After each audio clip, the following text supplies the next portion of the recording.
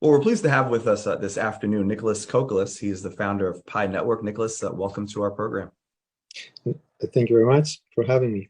I'd like to begin with, kind of your thought as to what is it about Pi Network, if you had to explain it to a novice, that makes it unique and advantageous for crypto investors, crypto miners. What's unique about it? Thanks for this question, Dorian. So Pi is really accessible to everyone out there. People can mine it by themselves using their mobile phones. So as long as you have a mobile device, you can participate. And then once you have mined it, and eventually, especially when we migrate everyone to the mainnet, which we can talk about it later, then you can use that currency to perform various activities on the network, which we call utilities. So Pi applications and other things. And the beauty of this is that even people who wouldn't be able to participate in this process, imagine someone in a country that they wouldn't have a bank account, or they wouldn't be able to how do you acquire a Bitcoin, for example, if you don't have a bank account or if you have no way to enter? So anyone can actually enter, and then once they enter, they are able to participate in those activities. They are able to pay Pi to ask another pioneer for some type of labor, for example. You can buy goods and services, or you can even get paid for services that you provide for others. Great. That's great. And that's nice insight that you gave us there on how it works. So what does it mean for the future of mining and crypto mining to have the ability to do this right in the palm of your hands? We think about, the stories that are out there in these data centers that are just using so much electricity and energy, and it's so heavy. But you guys have really revolutionized how people can mine. What does that mean now for the future of mining?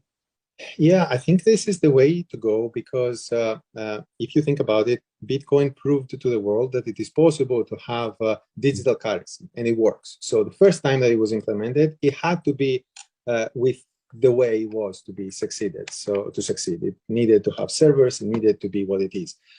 No matter how we started, now the world operates mobile. We are living in 2000, it's not 2009 anymore, it's 2022, and we're going to the future. So more and more people have exclusively mobile phones, and they don't have computers, or they're using their iPads and their mobile devices rather than.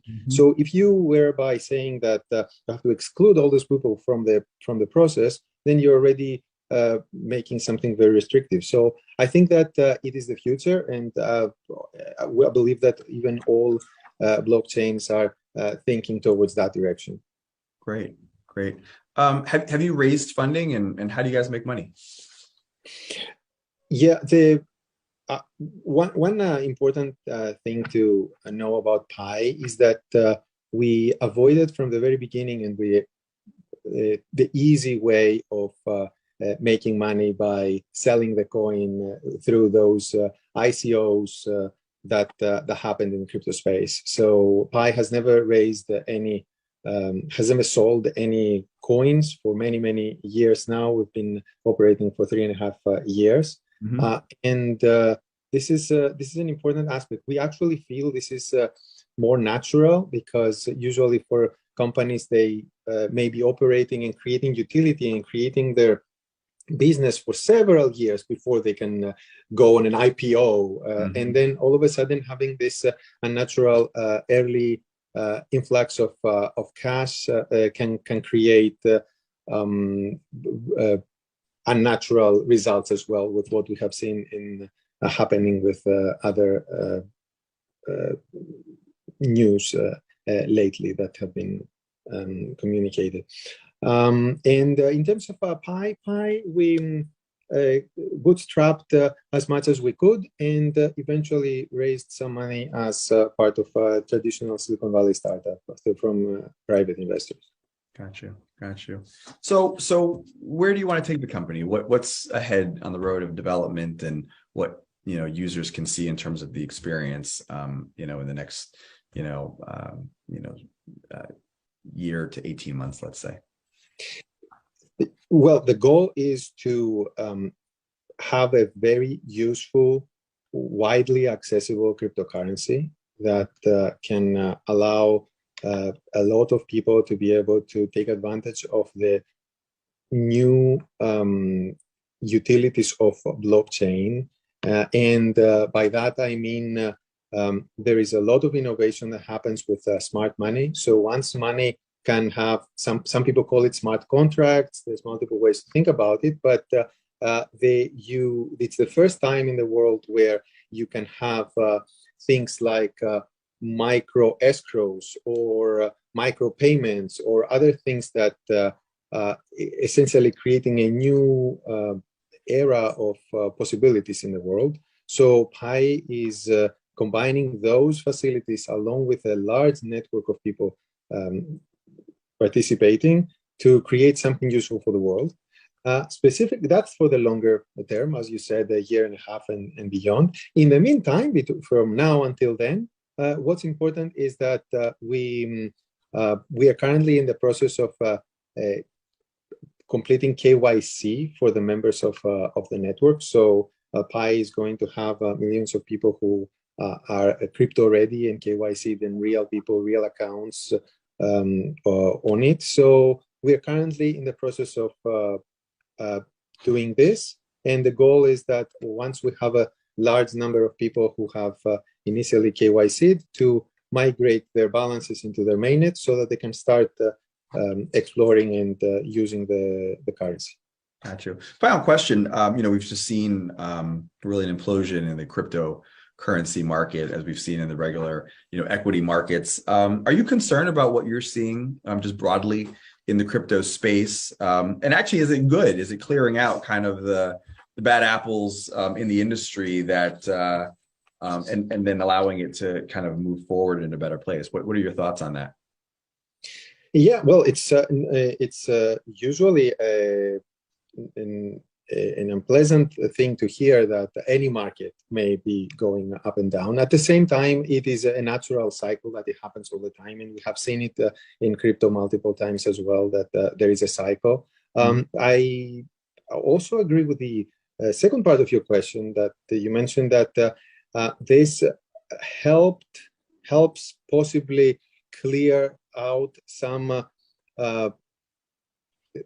activities that may be happening with the wrong incentives. So things that are more less of pointing towards something useful, but more leading the world towards, let's say, games, financial games that they can trick people. That clears out the landscape. But overall, for Pi, as I mentioned earlier, we never sold Pi to any person. So there's no one who can be sad that the down cycle is here right now, because no one bought it at a higher price and now it's a lower price because no one could buy it to begin with. So essentially, to the Pi network, the way that the currency is used hasn't really been affected by the external market at all. Because I can give you an example. Right now, people are spending 1 Pi to request to be KYC'd by the network. This 1 Pi, and everybody is paying 1 Pi. This 1 Pi is pooled and then distributed to some human validators, other people in the network who are helping complete the validation. So there's a pool of Pi that is then being paid out to the validators. So within the Pi network, before the crash, people were paying 1 Pi. During the crash, they were still paying 1 Pi, and after the crash, they're still paying 1 Pi, and they're getting paid the same amount that the validators they would. So there was completely no effect at the moment. So now in the future, of course, we all live in a connected world, right? And we don't necessarily, it's not necessarily always going to be living in a vacuum, but that's the current situation. So what's a Pi worth? I'm curious. So Pi is worth what pioneers make it worth. So in this specific case, that I described, you need to spend 1 Pi to get yourself KYC'd, and that 1 Pi is distributed back to validators depending on how many validations are needed for its validation. Great. Well, Nicholas Kokkalis, Yeah. we're grateful to have you with us today. Thank you so much for your time. Thank you. All right.